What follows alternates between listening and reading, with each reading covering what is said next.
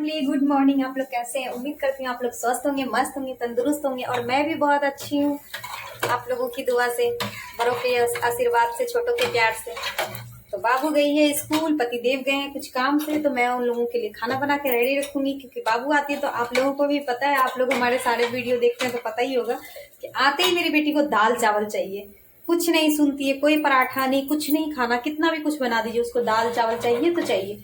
तो इसीलिए मैं सब्जी बन गया है, दाल भी बन गया है, बस चावल बनाना है।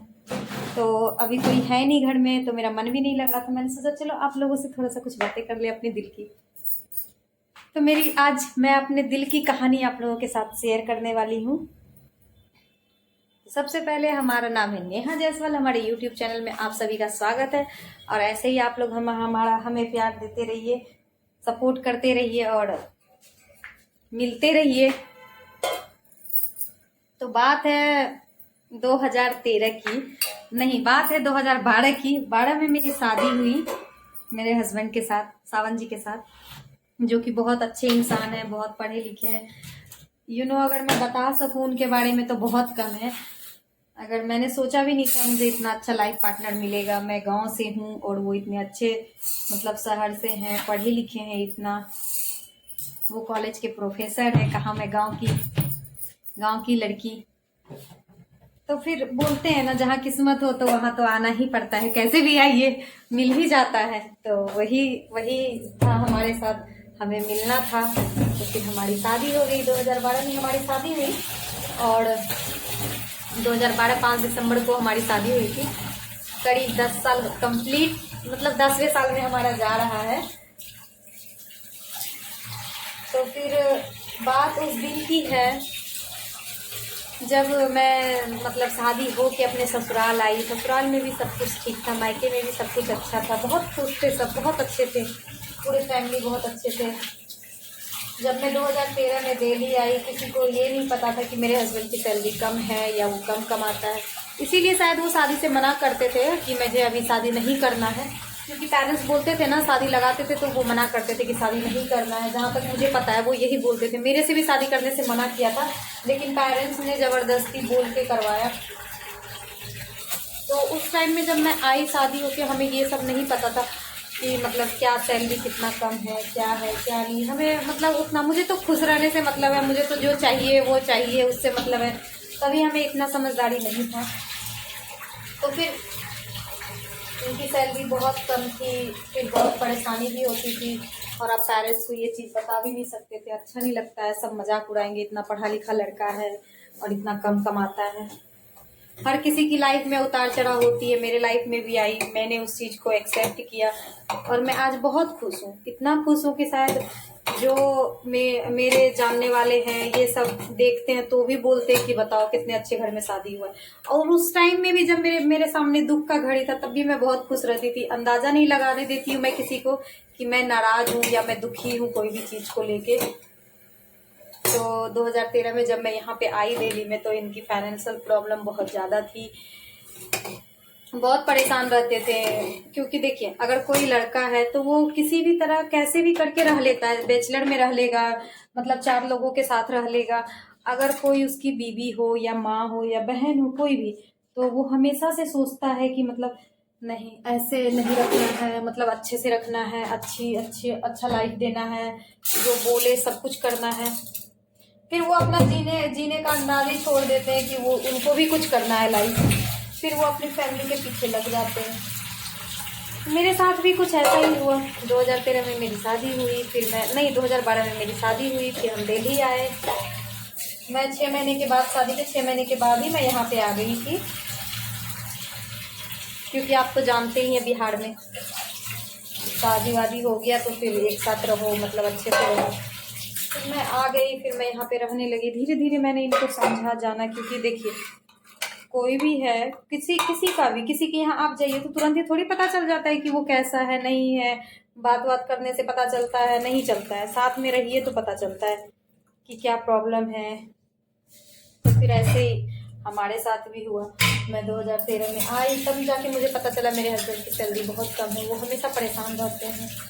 तो बहुत दुख होता था मुझे इस बात का कि मैं अभी क्यों आ गई इनके साथ, कुछ महीने और रुक के आती, घर पे रहना चाहिए था मुझे। फिर हम लोग साथ रहने लगे। फिर मैंने धीरे धीरे मैंने सोचा घर में रहने से भी क्या फ़ायदा है, चलो हम कुछ काम कर लेते हैं, इससे मेरे हस्बैंड की कुछ मदद हो जाएगी और फिर मेरा मन भी लगा हुआ रहेगा। फिर मैं अपने पास के स्कूल में, वहीं पे घर के आसपास के स्कूल में मैंने ज्वाइन किया। मैंने रिज्यूम दिया तो फिर मेरा जॉब लगा, वहाँ पे जॉब लगा था। तो मतलब 8 बजे का टाइमिंग था, 8 से 1 जाना है और फिर आना है 2 बजे तक।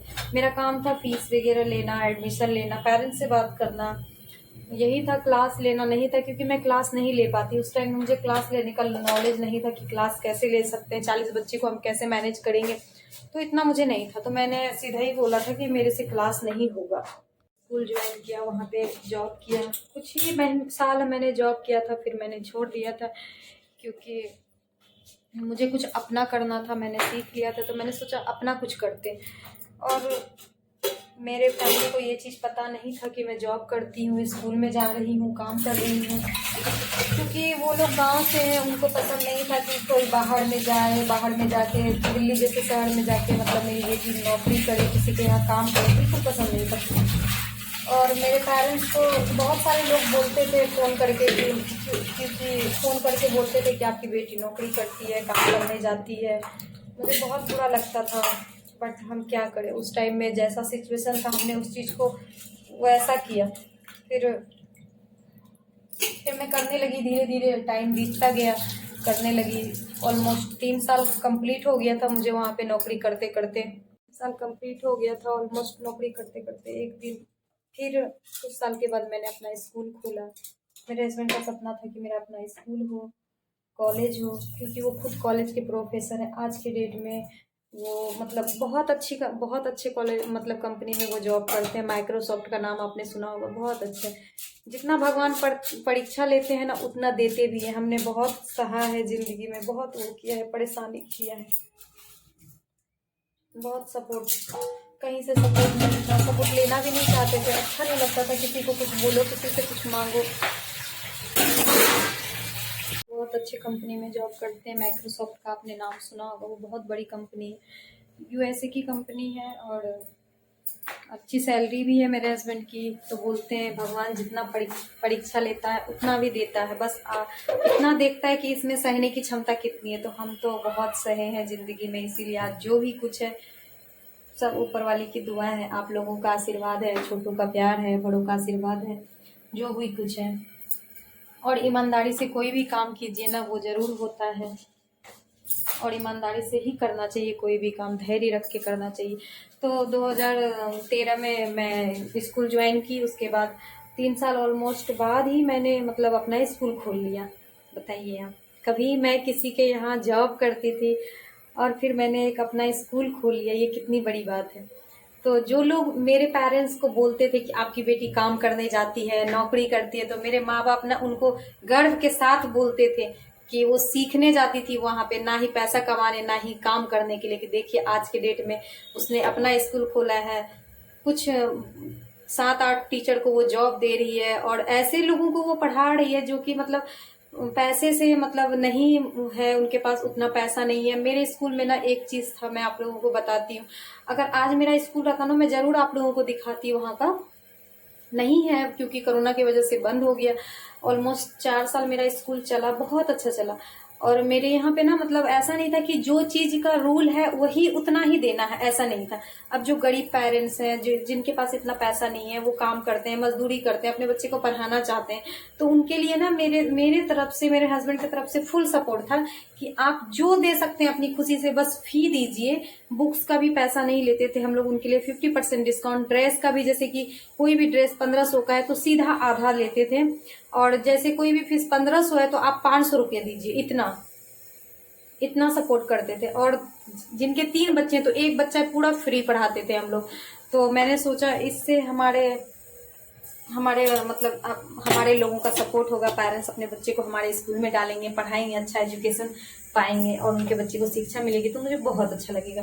तो ऐसे ही हमारा स्कूल चलता रहा। फिर कोरोना आ गया तो उस टाइम में ही हमने, जहाँ हम रह रहे हैं अभी, ये हमारा अपना घर है, मेरे पति की मेहनत की कमाई है, ना ही इसमें किसी का वो है, ना ही किसी का सपोर्ट है। प्यार सभी का है, आशीर्वाद सभी का है, लेकिन सपोर्ट किसी का नहीं है और हम लेना भी नहीं चाहते हैं। हमारे पास अगर अपना है तभी हम कुछ करते हैं, दूसरों के भरोसे कुछ नहीं करते कि हमें वहां से मिलेगा वहां से मिलेगा, नहीं।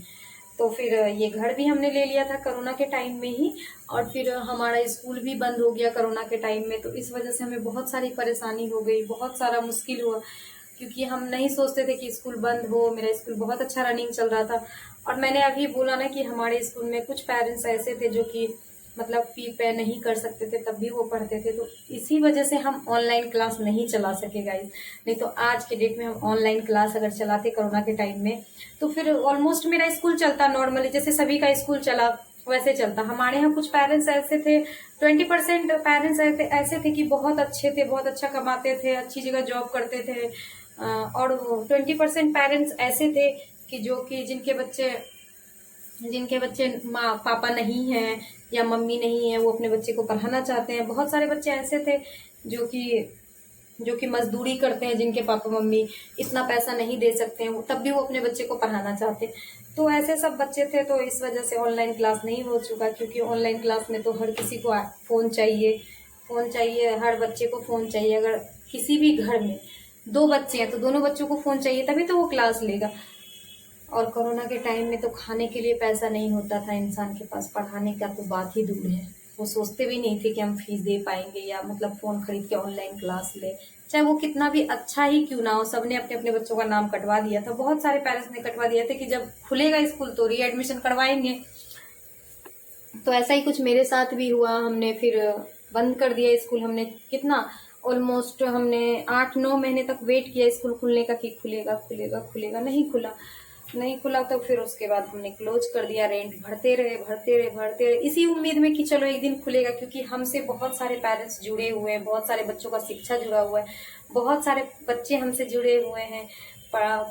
हमारा मन लगा रहता था उनके साथ में, हमारे यहाँ आते थे, एक फैमिली जैसा बन गया था। तो इस वजह से हम नहीं चाहते थे कि मेरा स्कूल बंद हो, लेकिन अब जो होना है, जो भगवान ने लिखा है, वो तो होके ही रहेगा। तो फिर कोई बात नहीं, अगर आप लोग का प्यार और सपोर्ट इसी तरह बना रहे तो मैं जरूर नेक्स्ट ईयर एक अपना स्कूल डालने वाली हूँ। तो आप लोग जरूर हमारे वीडियो में देखिएगा, जरूर बहुत जल्दी होने वाला है वो काम। तो मेरे मन में यही सब बातें थी, मैंने आज आप लोगों से शेयर किया। फिलहाल जब से मेरा स्कूल बंद हुआ तो मैं घर में रहती हूँ, मेरा मन भी नहीं लगता है। और एक डिस्ट्रीब्यूटर, इसीलिए मेरे हस्बैंड ने मतलब सैंडरॉक का आपने नाम सुना होगा, 1251, तो उसका डिस्ट्रीब्यूटर हमने लिया है। तो नीचे ही है, हमारे घर के नीचे। तो उसमें ऐसा है ना कि मतलब सेल्समैन वगैरह आते हैं, वो खुद ही सामान लेके जाते हैं और खुद ही बेच के आते हैं, मतलब दुकान वाले सबको दे के आते हैं, होलसेल के रेट में लेता है। तो मेरे मन लगने की वजह से है कि मतलब मैं घर में रह के बोर हो जाऊंगी, और मुझे ये चीज पसंद नहीं है, उसके घर जाके बैठो, उसके घर जाके बैठो, उसकी बातें करो, इसकी बातें करो। तो इसलिए मैं बिजी रहना चाहती हूँ अपने लाइफ में। तो मेरे लिए ही उन्होंने वो खोला। तो आप हमारी वीडियो में देखते भी होंगे कि मैं दुकान पे जाती हूँ, दिखाती हूँ। अभी मेरे हस्बैंड वर्क फ्रॉम होम में है, तो इस वजह से वो अभी जाते हैं, नहीं तो मैं ही देखूंगी। तो मेरी दिल की जर्नी यही है मेरे तो उम्मीद है कि आपको ये वीडियो पसंद आया होगा। तो आप लोग बहुत सारा प्यार दीजिएगा, बहुत प्यार दीजिएगा, ऐसे ही सपोर्ट करते रहिए। Okay, bye bye.